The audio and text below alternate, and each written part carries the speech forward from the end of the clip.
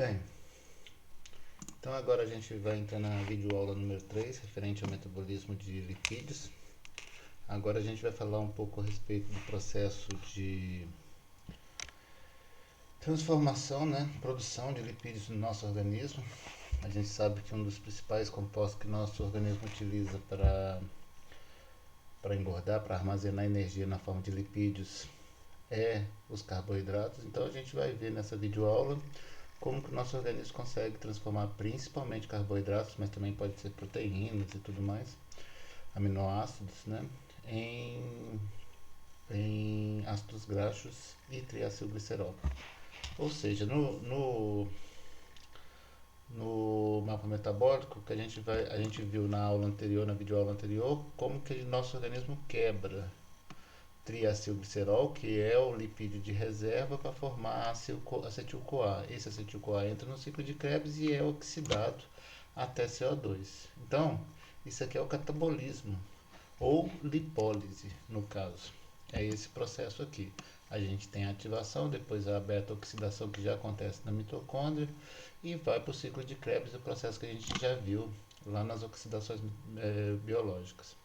Agora o que a gente vai ver é a transformação de acetil-CoA por essa via até chegar aqui, certo?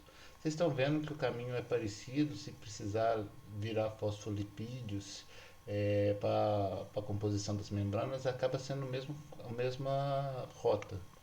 Então a gente vai entender como que esse acetil-CoA é transformado primeiro em ácido graxo para depois ser ligado no triacilglicerol.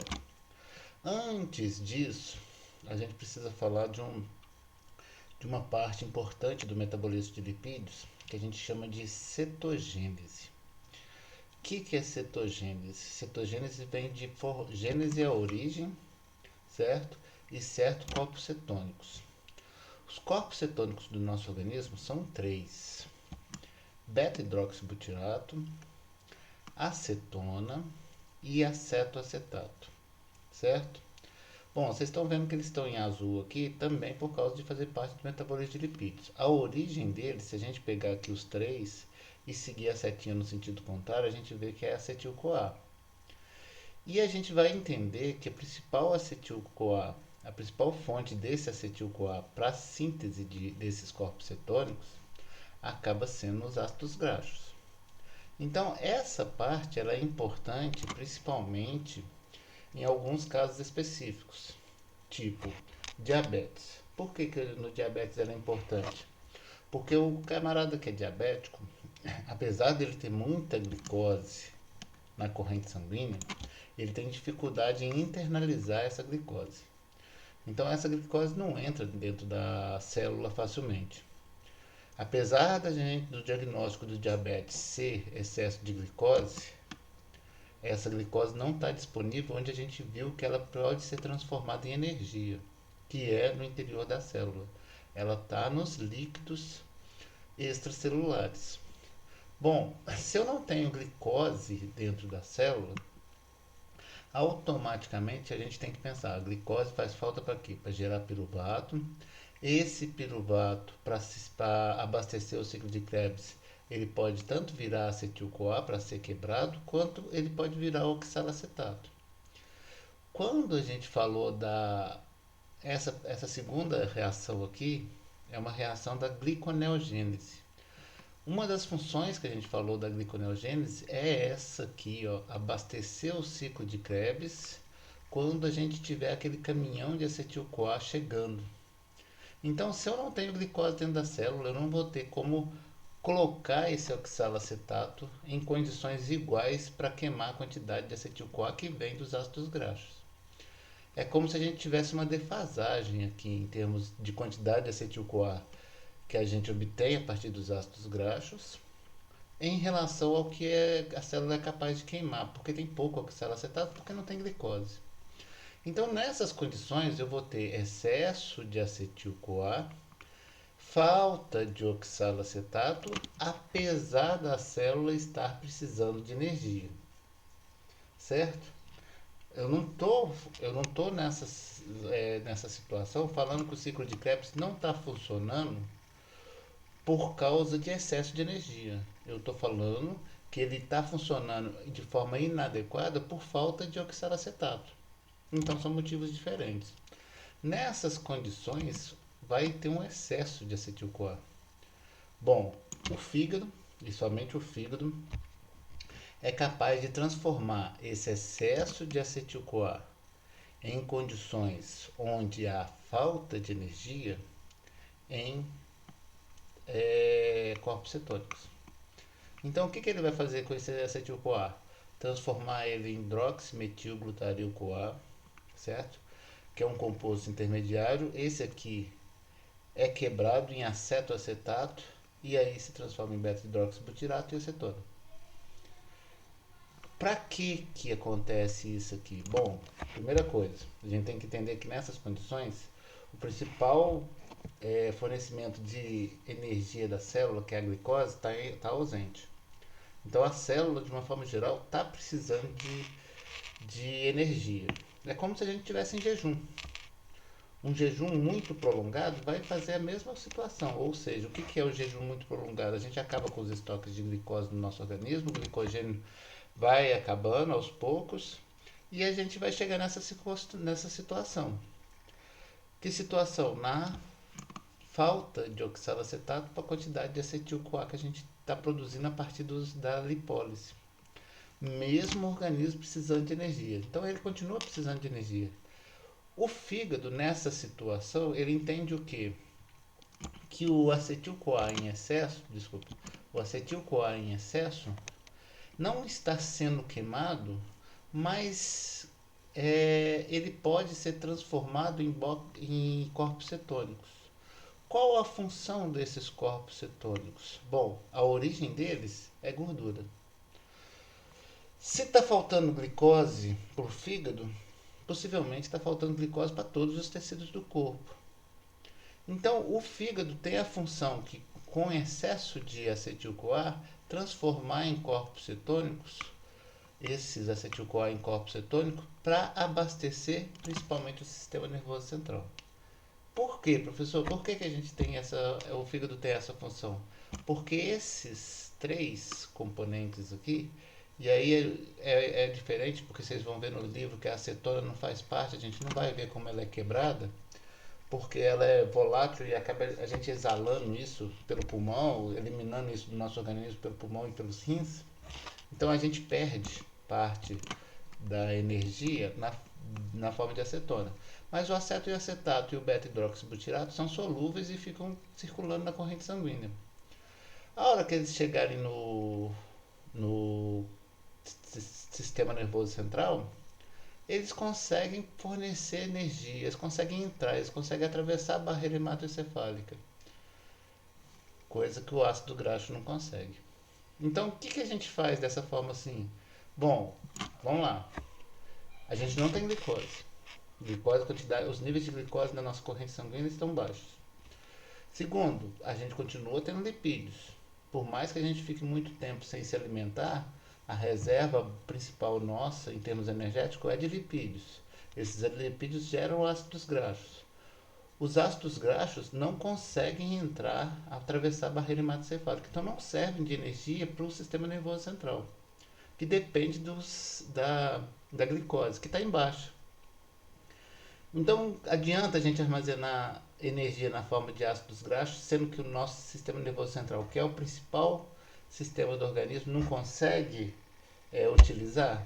Adianta. Por quê? Em condições drásticas, nosso organismo consegue transformar esses ácidos graxos, quebra ele em acetil-CoA, e o fígado consegue transformar em corpos cetônicos. Então, na verdade, corpos cetônicos são um derivado de ácidos graxos que o nosso organismo consegue utilizar para abastecer o sistema nervoso central em condições drásticas, em condições onde a fonte de carboidrato é menor. Diminuiu a quantidade de carboidratos, o sistema nervoso central começa a depender, a dar sinais. Esses sinais incluem transformar o que ele não consegue utilizar, que é ácidos graxos, que é gordura, em um composto que ele consegue utilizar, que é corpos cetônicos. É basicamente isso.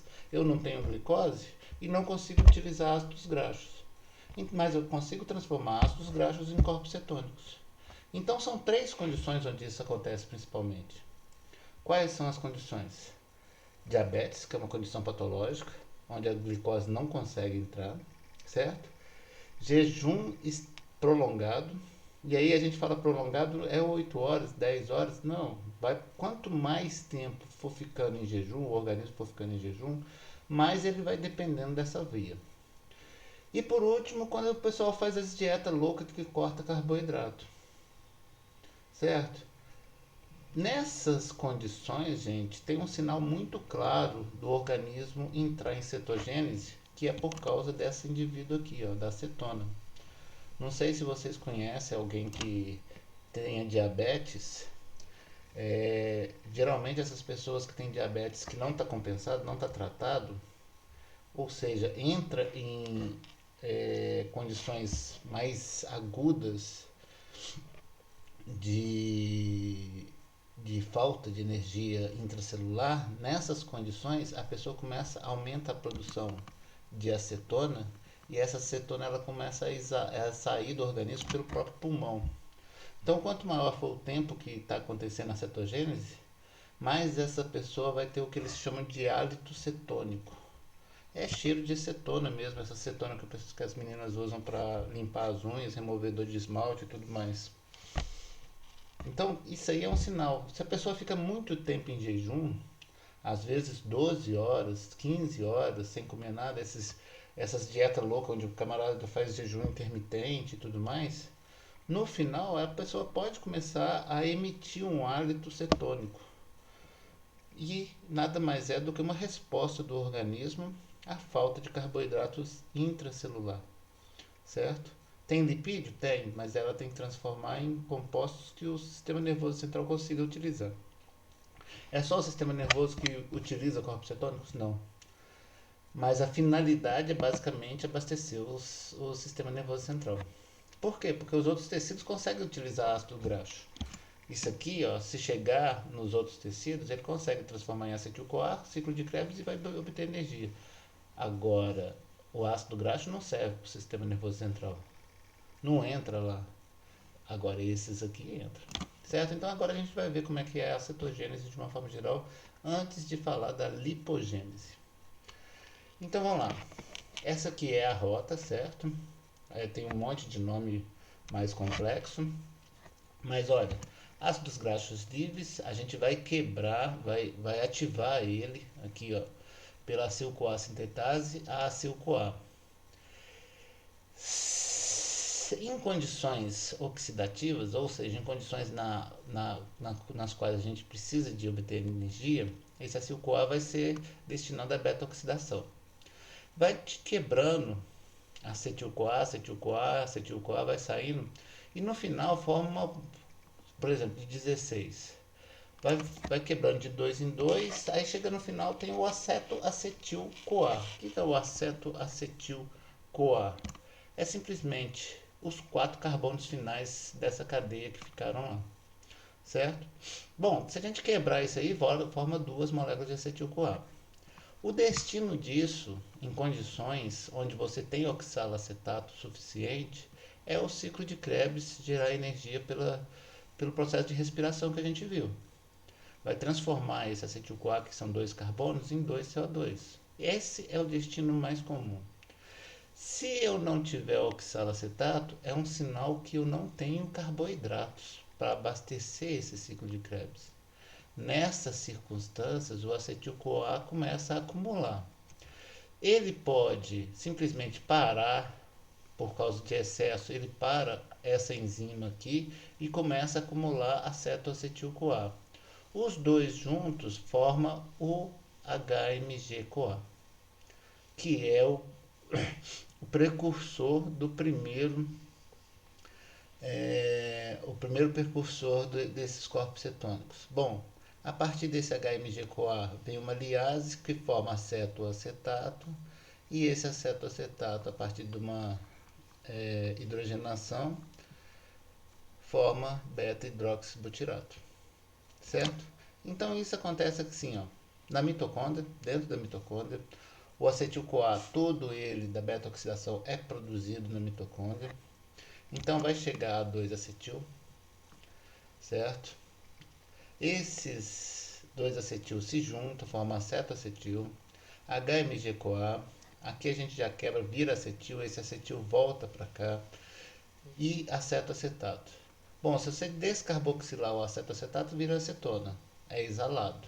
Se você hidrogenar o acetoacetato, vira beta-hidroxibutirato. Bom, o destino desses três aqui, que são os três corpos cetônicos que a gente chama, acetoacetato, acetona e beta-hidroxibutirato, é a circulação. A acetona vai para o pulmão e no pulmão ela vai ser exalada, vai para os rins e nos rins ela vai sair pela urina, enquanto o beta-hidroxibutirato e o acetoacetato ficam na circulação, podem ser eliminados a partir da urina também, mas enquanto estão na circulação eles podem ser captados por células, qualquer tipo de célula.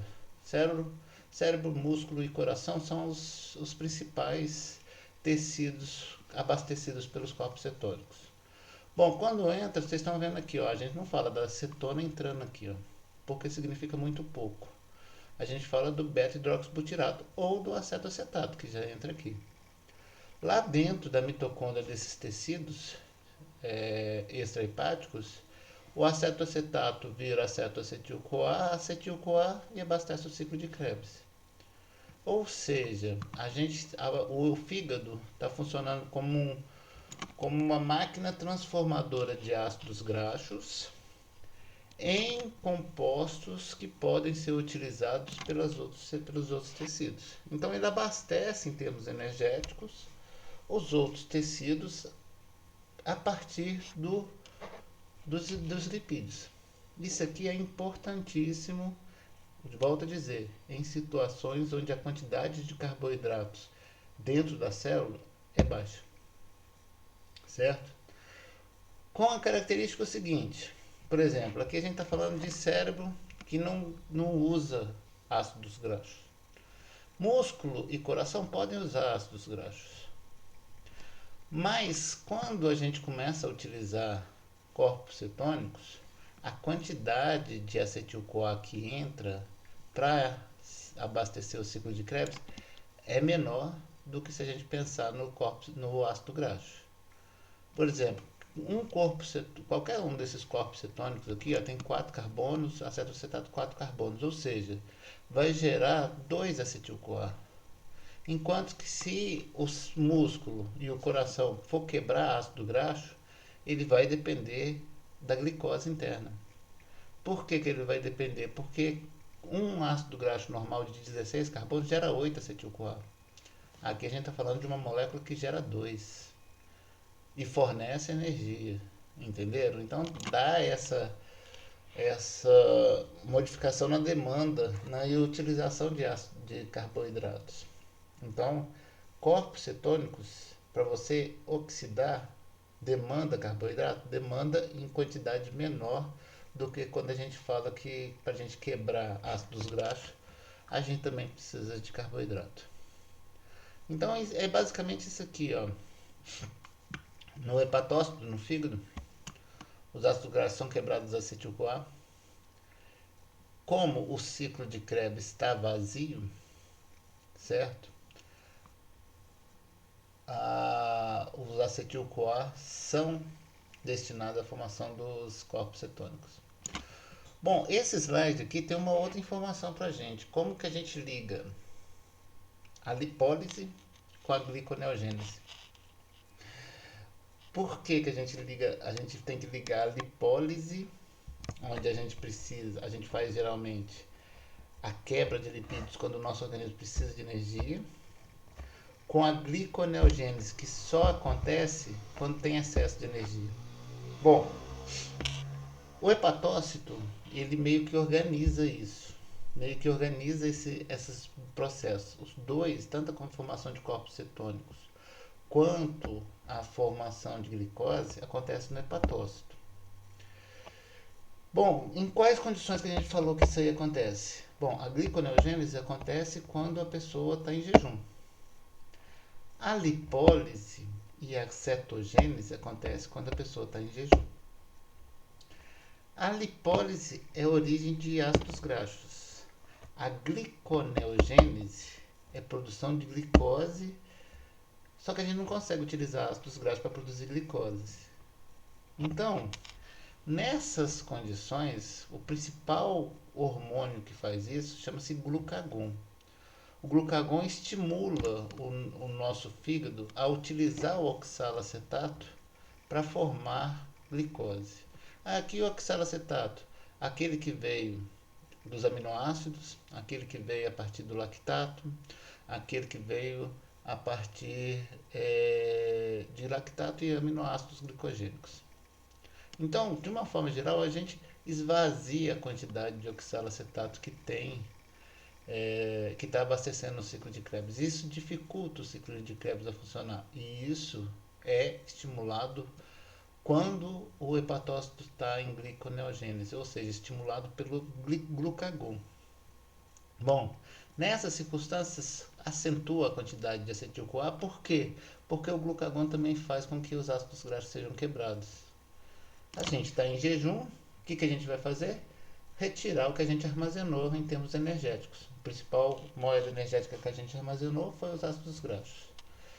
Nessas circunstâncias, aumenta a quantidade de acetil-CoA e esse acetil-CoA é destinado à formação de corpos cetônicos para abastecer os compostos.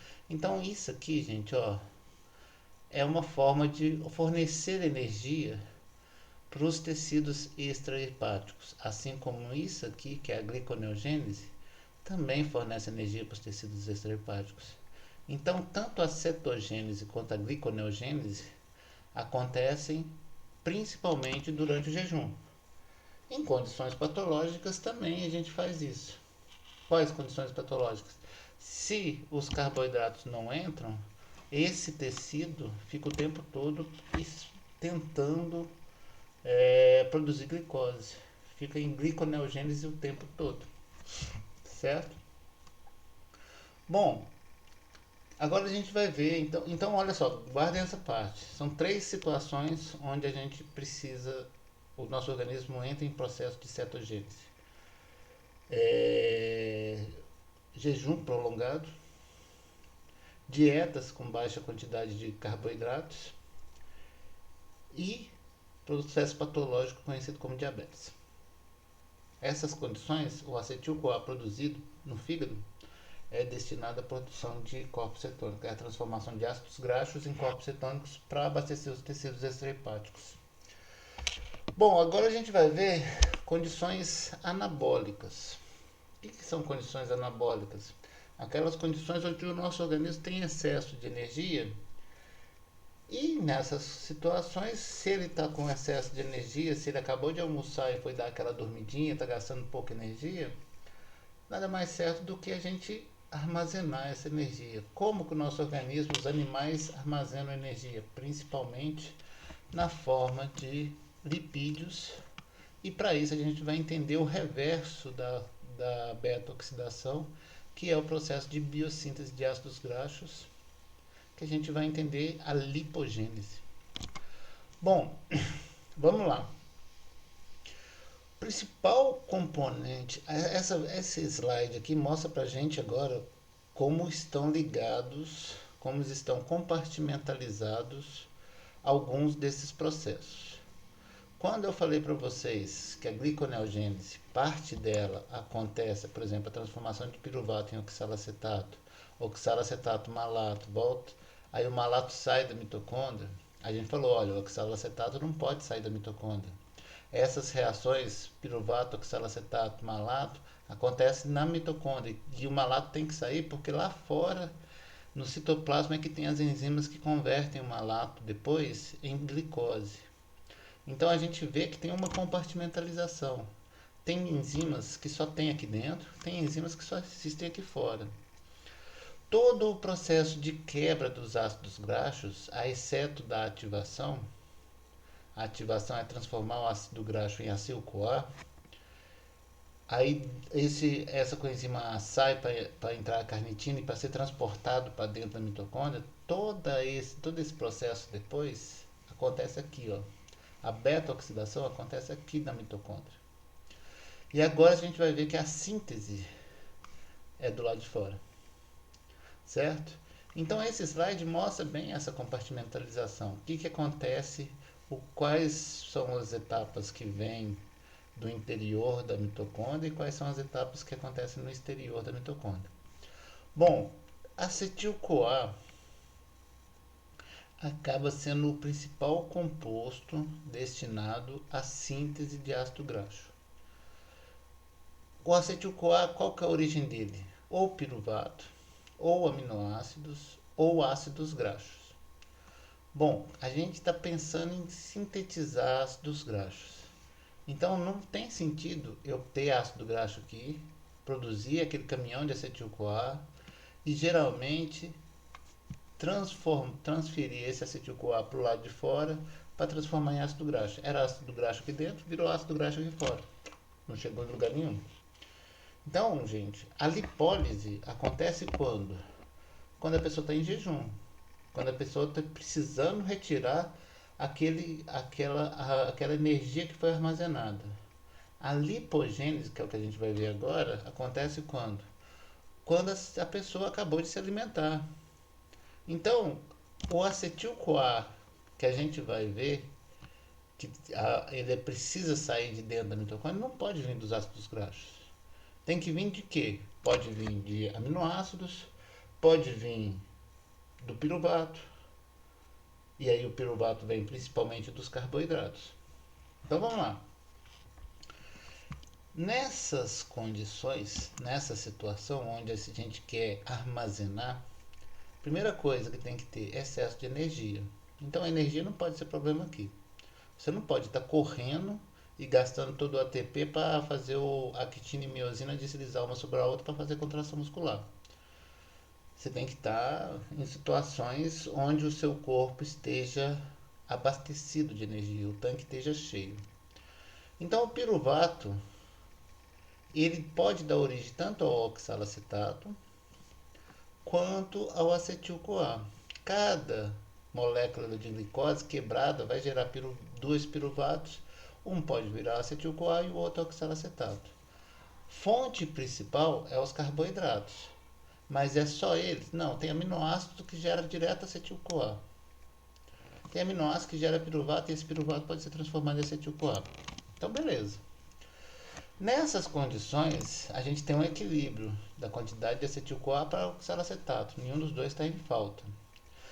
Em condições onde há demanda de energia, os dois se juntam, vira citrato e o ciclo de Krebs é abastecido. Vai gerar ATP.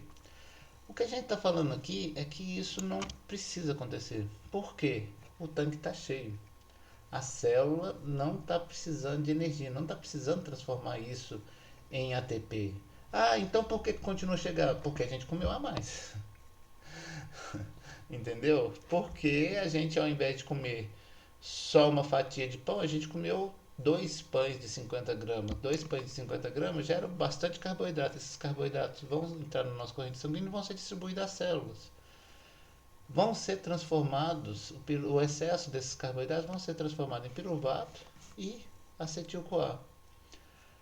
Os tecidos que podem armazenam esse excesso de carboidrato como glicogênio, mas boa parte não tem como armazenar. E a gente tem um limite de armazenamento de carboidrato na forma de glicogênio. Excesso, a gente vai transformar em gordura para armazenamento quando precisar. Então, pensando nessas condições, onde a gente vai armazenar para a hora que precisar, armazenar energia para a hora que o nosso organismo precisar, é que a gente está pensando aqui, olha, piruvato é transformado em oxalacetato e acetil-CoA. O ciclo de Krebs não está precisando funcionar. Esses dois que têm condições em quantidades equivalentes se juntam e vira citrato. Oxalacetato e acetil-CoA não saem da mitocôndria, mas o citrato, quando começa a acumular, ou seja, quando ele não for quebrado pelo ciclo de Krebs, ele se acumula e aí ele tem o transportador que joga ele para fora. Excesso de citrato na mitocôndria é um sinal que a célula está abastecida de energia, que o ciclo de Krebs não está precisando funcionar para gerar ATP. E aí esse citrato pode ser jogado para fora. Bom, nessas condições, esse citrato lá fora, ele tem a citrato liase, que quebra novamente em oxalacetato e acetil-CoA. Dentro da mitocôndria não tem essa enzima, lá fora tem. Bom, o acetil-CoA vai ser destinado à formação de ácido graxo, aí todas as enzimas necessárias estão do lado de fora da mitocôndria. E para internalizar e buscar mais acetil-CoA, a gente transforma esse oxalacetato em malato. Aí vem uma enzima que a gente chama de enzima málica, que transforma malato em piruvato. Essa enzima málica é responsável pela síntese de NADPH. NADPH é diferente de NADH. Quando a gente quebrou glicose até piruvato, a gente produz NADH. Nesse processo de oxalacetato para malato, a gente gasta NADH. De malato para piruvato, a gente produz NADPH. Então a gente transforma NADH em NADPH. Para quê? Para abastecer a lipogênese, a síntese de ácido graxo. E o que a gente vai ver é que esse processo aqui é como se fosse eu costumo chamar de beta-redução. Por quê? Porque a gente vai juntar um acetil-CoA com o outro e depois transformar aquele carbono, que é na forma de carbonila C-O, em CH2, que é o característico do ácido graxo. É o que a gente vai ver agora. Então, olha só, algum ponto inicial. A gente precisa de uma biotina.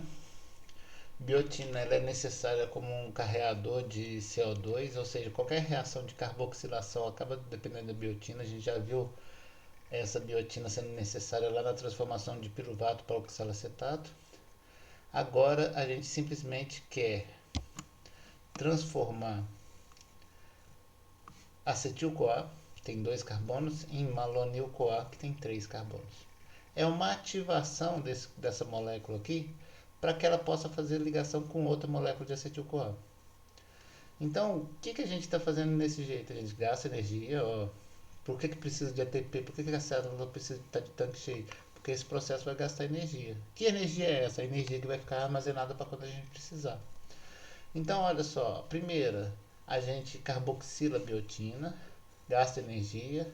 E depois, a transcarboxilase liga esse CO2 no acetil-CoA para formar o malonil-CoA, que tem 3 carbonos. Isso aqui nada mais é do que o acetil-CoA ativado para fazer a ligação. Bom, essa enzima é um complexo, tem vários pontos, várias reações que essa enzima faz. E esse processo aqui mostra bem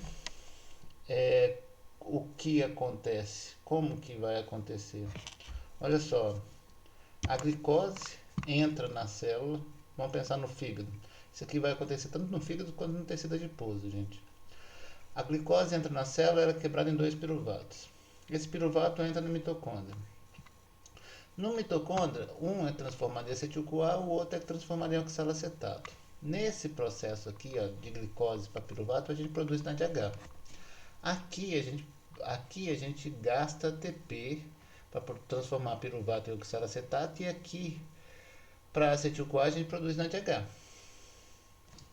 Esse processo aqui a gente está produzindo NADH e gastando ATP, certo? Bom, juntou os dois, forma o citrato. Como o ciclo de Krebs está parado porque está cheio, esse citrato pode sair. Lá fora vira acetil-CoA e oxalacetato. É a enzima málica, a acetato liase aqui que quebra. Bom, esse acetil-CoA, para virar o palmitato, olha o que ele precisa: de energia e de NADPH. Bom, o oxalacetato precisa entrar lá dentro para buscar outro acetil-CoA. Então, porque aqui ele não tem função, ele não vai ser transformado em palmitato, ele não vai ser transformado em acetil-CoA. Então, olha só, de oxalacetato para malato gasta um NADH, de malato para o piruvato produz um NADPH. Então, aqui, ó, essas duas reações simplesmente transformam NADH em NADPH. É uma das fontes de NADPH para para a lipogênese. A outra fonte é a via das pentoses, que a gente viu lá na hora que a gente estudou o metabolismo de carboidratos. Certo? Então, isso aqui a gente vê bem como é que esses processos estão interligados. São compartimentalizados, né? Uma acontece dentro da mitocôndria e outros processos acontecem fora. Essa síntese aqui é que depende dessas enzimas, desse processo todo, dessas reações todas, das quais eu não cobro que vocês saibam o nome, tá? Não é necessário.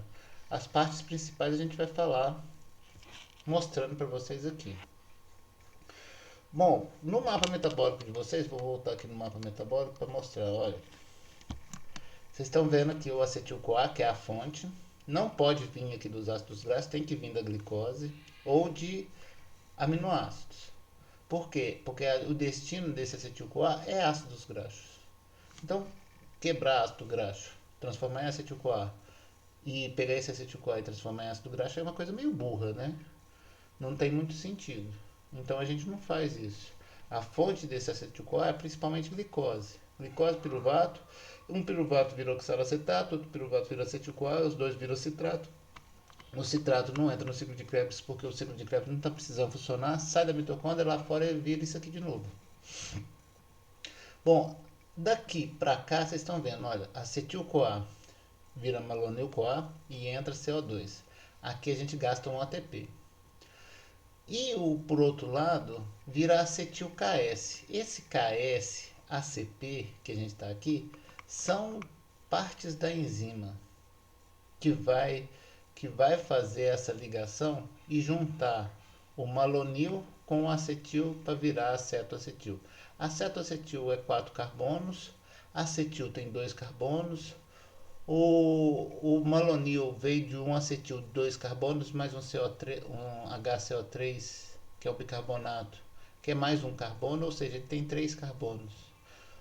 Vira a malonil ACP e daqui, ó, para juntar 2 carbonos com 3, sai um CO2 aqui e aí forma acetoacetil, que é 4 carbonos. Bom, a gente vai ver isso aqui, ó. Então, olha só, o malonil formado aqui, ó, por esse processo, ele está ligado numa parte da enzima. Esse aqui é o malonil, grupo malonil. O acetil se liga a outra parte da enzima. Para a gente fazer essa ligação, vocês estão vendo a setinha aqui, ó. Isso aqui é tudo deslocamento de elétrons. Para a gente fazer a ligação desse carbono a esse carbono, isso aqui esse grupo tem que sair. É o que a gente chama de bom grupo abandonador na química orgânica. Então, essa ligação só acontece se esse grupo se romper, se isso aqui vazar.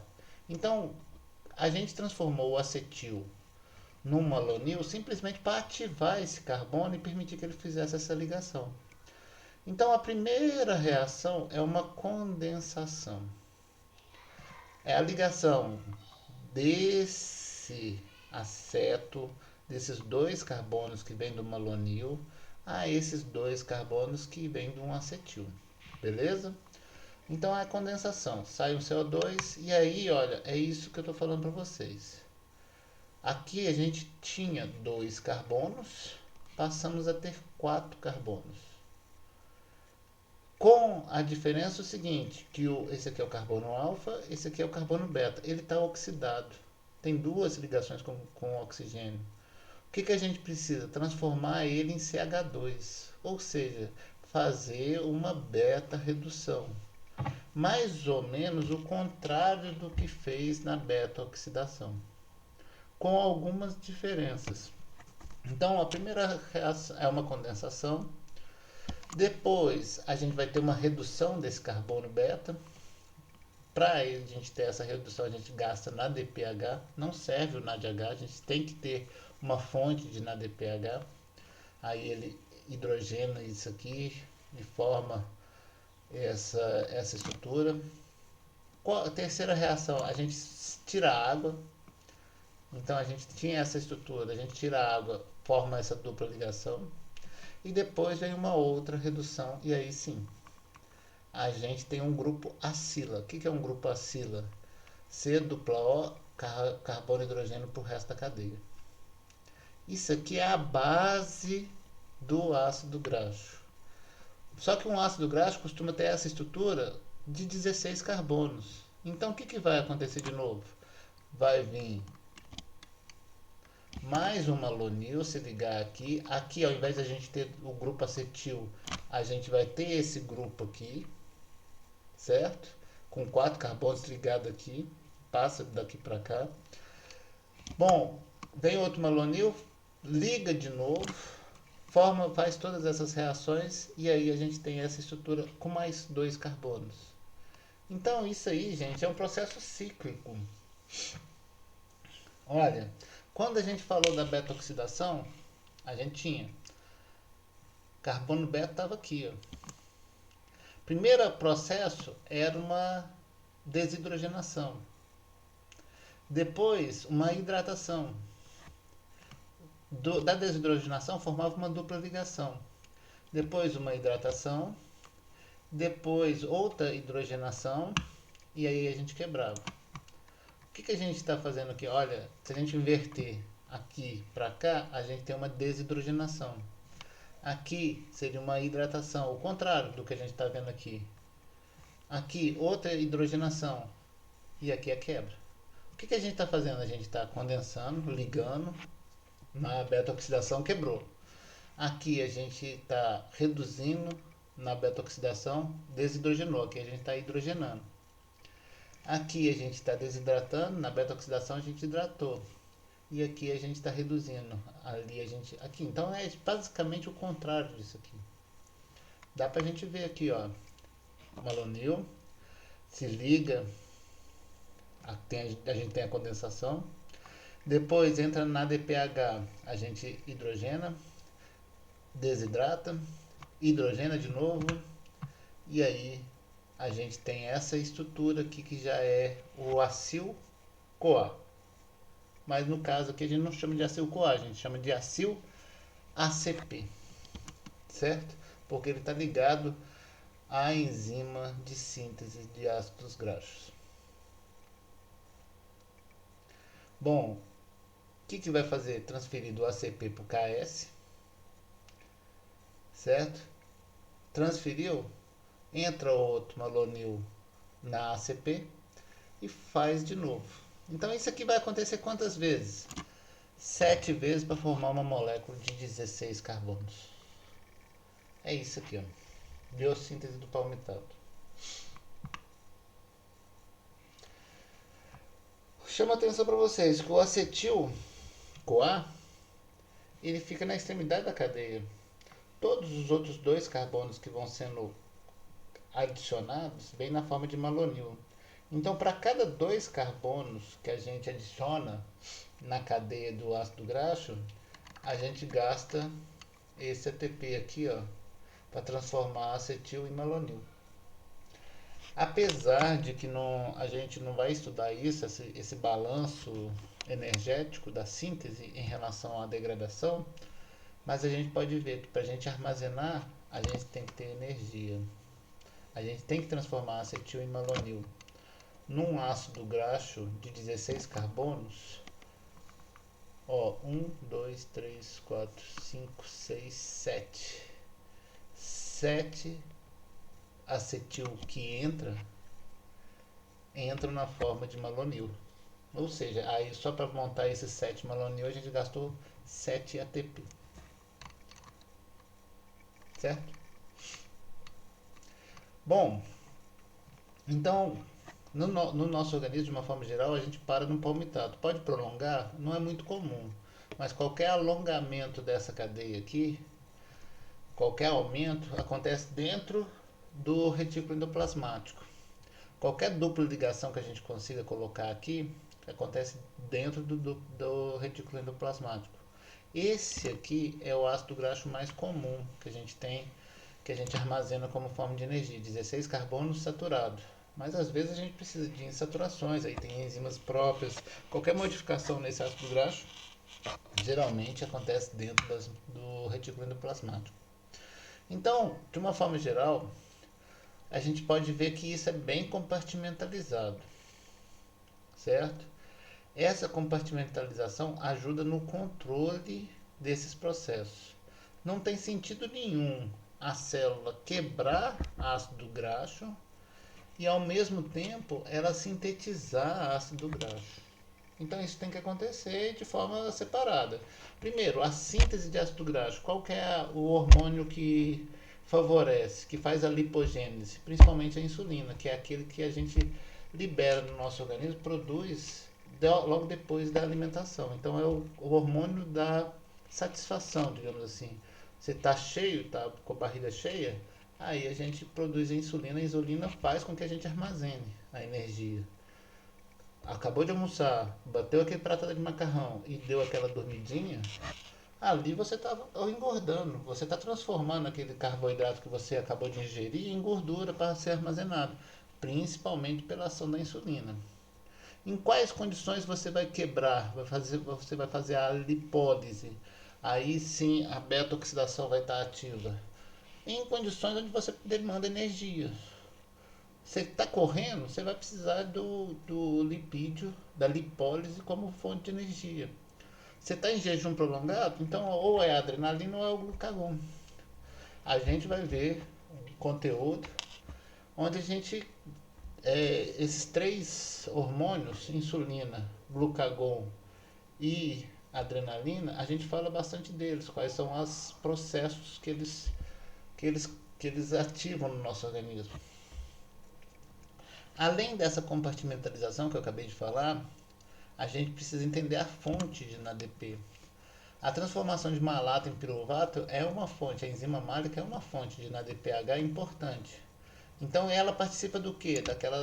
Daquele transferência de acetil-CoA de dentro da mitocôndria para fora. Porque a hora que o acetil-CoA sai, ele não sai diretamente. Ele não sai como acetil-CoA, ele sai como citrato. Lá fora ele é quebrado. O oxalacetato ele é quebrado em acetil-CoA e oxalacetato. O oxalacetato tem que entrar de novo na mitocôndria para pegar outro acetil-CoA e sair. Nesse processo ele entra como piruvato.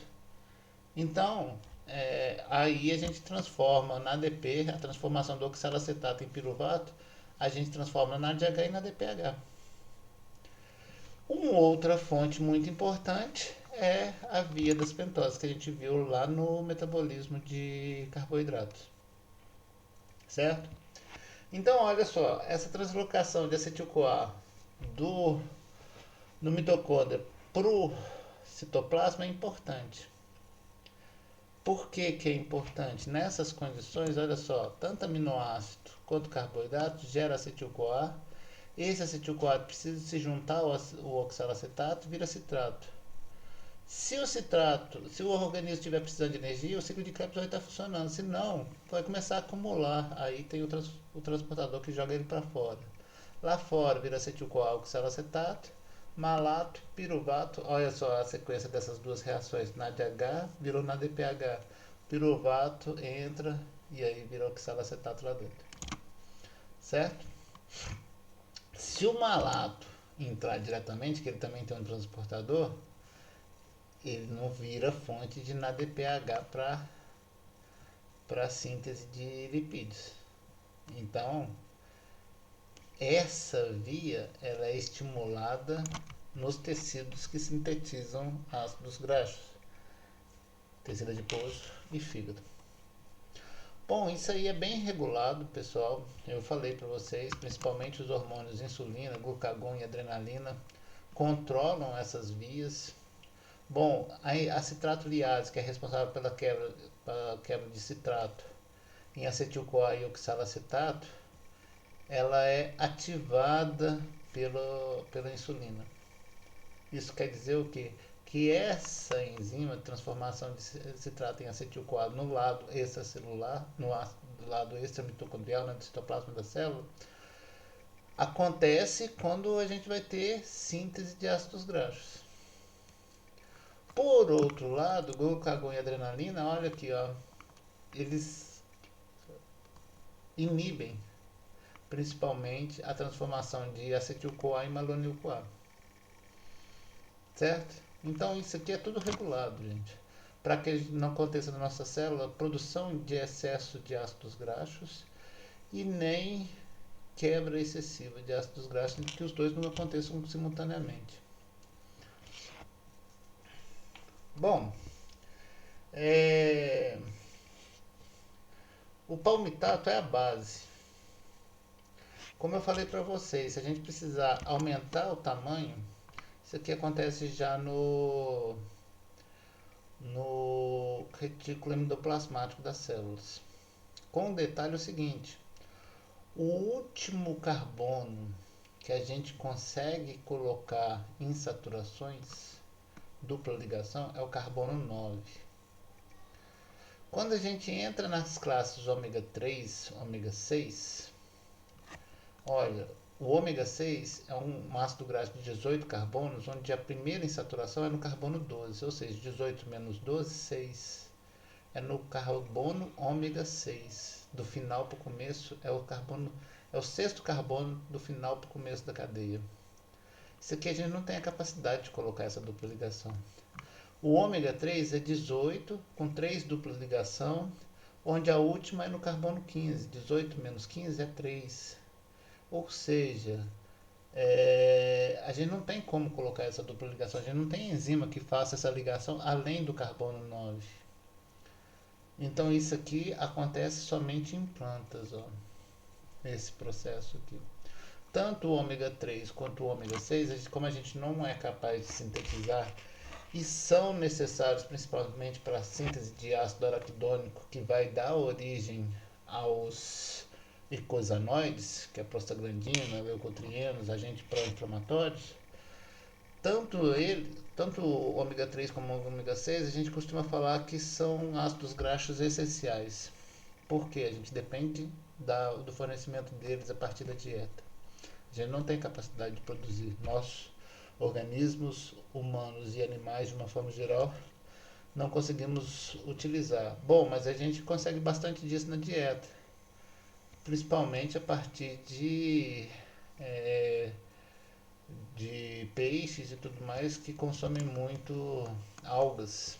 Então a gente, fonte de ômega 3, fonte de ômega 6 boa é carne de peixe, gordura de peixe, porque eles se alimentam muito de algas e essas algas são ricas nesses ácidos graxos poliinsaturados de cadeia longa. Bom, os eicosanoides que vêm do ácido araquidônico, certo? São produzidos a partir do ácido araquidônico. Tem uma enzima aqui que é a ciclooxigenase, que faz a transformação do ácido araquidônico nessas moléculas de prostaglandina, que causa dor, de leucotrienos e tudo mais. No caso do colesterol, a gente tem isso deixa eu ver se eu acho. Não. A gente tem isso no mapa metabólico de vocês. Todo o colesterol que nós precisamos, deixa eu ver se eu acho o mapa aqui, ó. Todo o colesterol que nós precisamos, a gente produz, a gente consegue produzir ele a partir do acetil-CoA, HMG-CoA, mevalonato, isopreno ativado, escaleno, colesterol.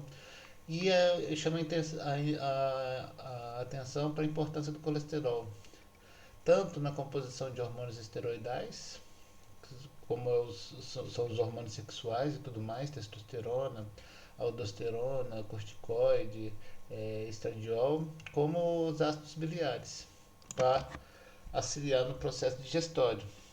Isso aí acontece na vesícula biliar, a transformação desse colesterol nesses ácidos biliares e joga no suco digestivo para auxiliar no processo de digestão de gorduras, de uma forma geral.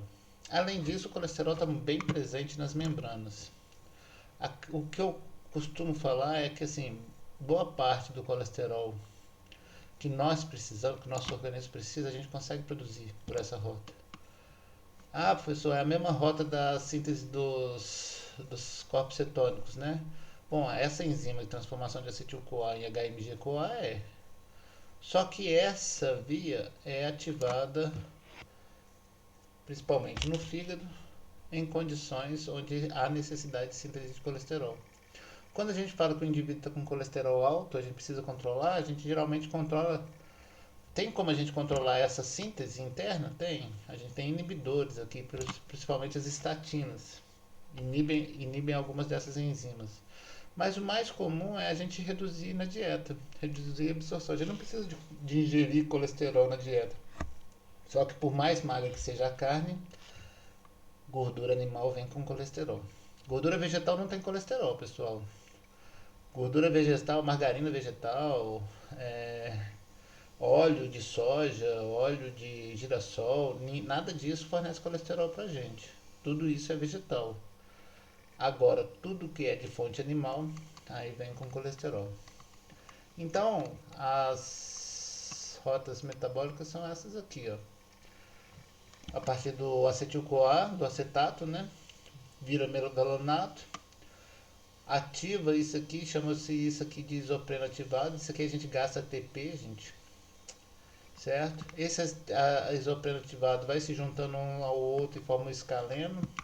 O escaleno depois ele tem a dobradura toda para formar a molécula de colesterol. Bom, as estatinas na verdade elas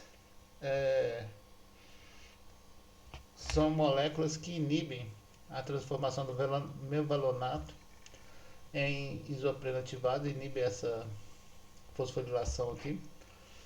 E dessa forma inibe a síntese de escaleno e a síntese de colesterol. Certo?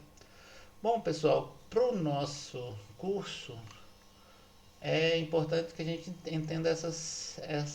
Eu não vou entrar em detalhes a respeito dessas reações. Vocês viram que até no mapa metabólico de vocês está mais simplificado. A gente não entra nesses detalhes de reações, nome de enzimas, nem nada. E a gente também não vai passar para vocês questões a respeito de absorção e transporte.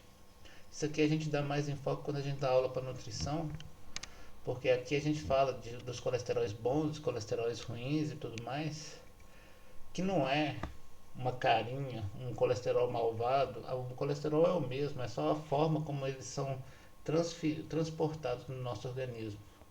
Algumas partículas de gordura podem se depositar, outras não se depositam e outras ajudam no metabolismo das outras. Então é um processo um pouco mais complexo que a gente não fala nessa disciplina, certo? Se vocês tiverem intenção de entender essa parte, durante o GD eu posso esclarecer para vocês, mas não é.